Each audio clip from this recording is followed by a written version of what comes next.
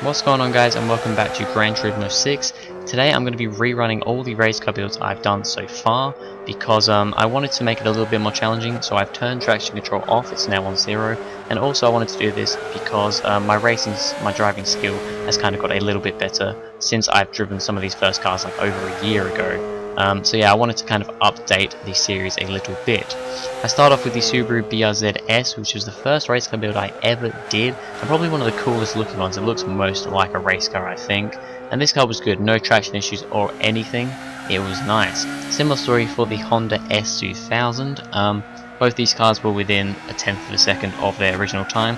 I would just say some cars went a little bit quicker than they did originally, some cars a little bit slower, and then some cars were around about the same sort of time, like these two. Once again, this car, very good, no traction issues or anything, quite underpowered, both of these cars.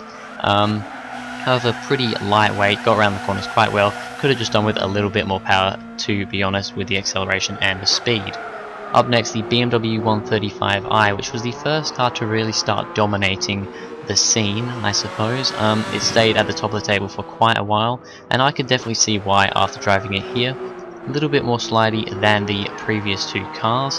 However, it was very nice. You could really get it chucked around the corners. Had a decent amount of power, quite a bit more power than the other cars. Bit heavier, but to be honest, that didn't really affect it too much. But yeah, the BMW was very, very good, as I kind of expected.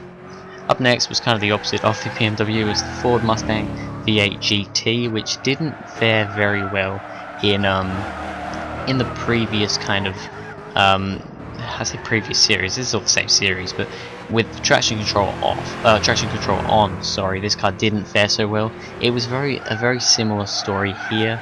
It just didn't have, I don't know, it had the power, it had plenty of power, but it understeered quite a lot. And it all round wasn't a particularly great car. However, it didn't really go much slower, or any slower than it did previously. Up next was the Lotus Carlton, which was a car that I was slightly scared of. The first car that I was kind of terrified of, because it was quite slidey with traction control on.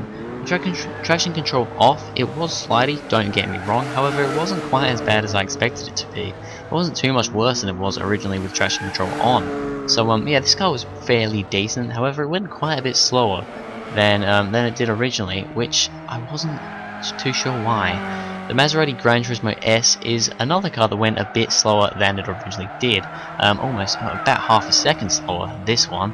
Yeah, once again, I really don't know why. It felt like a fairly good car, maybe a little bit underpowered. However, it's got over 500 brake horsepower, so I really don't know. It's not too heavy. It's one of the average weight cars. It corners nicely. It feels like it's fairly fast, but for some reason it just really isn't, and I don't know why. Up next was the second car to start dominating in the previous seriesy thing, the Chevrolet Corvette Stingray. Yeah. This car, after the BMW had kind of stayed at the top for a little while, this car took over and stayed at the top for even longer. It was crazy. This car was absolutely ridiculous, and once again with traction control off, it was also very fast, a little bit slidey. However, once again, like the BMW, that could kind of help it a little bit to get around the corners. The Audi TTS Coupe would be the next car, and this was kind of another car like the Mustang that did not fare very well originally. Quite understeery, not too bad actually. It doesn't feel like, once again, it doesn't feel like it's too slow driving around the track. It's quite underpowered, only about 450 horsepower, so quite underpowered, and about 1,200 kilograms. It just doesn't, I think it just doesn't have the power, and it's not quite the best handling thing in the world. Up next would be the Shelby GT350, which was another car that I was slightly terrified about, because as you can see here, we got some one-tyre fires going around the corner, smoke billowing off one tyre every time we came out of a corner. Yeah, this car it wasn't actually that bad to drive, no real oversteer or understeer problems. However, it did just kind of, I suppose, lose a little bit of time, because every time you go around a corner, or come out of the corner, should I say, the tyres would start smoking, and yeah, you'd get a lot of wheel spin. Up next would be the Volkswagen Scirocco R, which was the first, and actually I'm pretty sure only at this current point in time, front wheel drive car to do a race car build. It did quite well originally. Here it also did fairly well, however was a little bit down on times, about 0.3 of a second or so, which I was a bit surprised about because it felt pretty good. No wheel spin issues or anything, a little bit of understeer perhaps. However, the initial turn-in was amazing in this car. The Nissan Silvia S15 would be the next car to go. This one didn't go quite as fast as I thought it would go when we first drove it in with traction control on. Very similar story here, around about the same sort of time I believe as it got originally. Yeah, I don't know what it is about this car. Once again, it feels fast. It feels like a fast car driving around the track. But for some reason it just doesn't go that fast. Maybe it's a little bit underpowered. It's not that bad though, and it feels very nice to drive. The Nissan Skyline GTR R34 would be next. This one went fairly fast when we did it originally, with about pretty sure it was like a 55.1 second lap. And here it was once again pretty fast. It did go faster than it did originally. A very, very nice car. You know that I love the R34 Skyline a hell of a lot. So I was happy to see this one do well. It just cornered well, it had the speed, the acceleration, obviously with it being four-wheel drive, it was very good. The Range Rover Evoque, the first kind of silly, crazy car that we did, would go next. This one surprised me when we first did it in with traction control on. It went quite a bit faster than I expected. Once again here, pretty similar story. It went about the same speed. I think it may have gone a little bit faster, maybe a tenth or so second faster than it did with traction control on. But yeah, very good car. Surprised to see this one go so fast, go as quick as it did. The next car would be the Alfa Romeo 8C, which was kind of, after the Corvette came along, this was the new leader. Yeah, very good car once again here. Went quite quickly, I will just say that it did go very, very quickly here.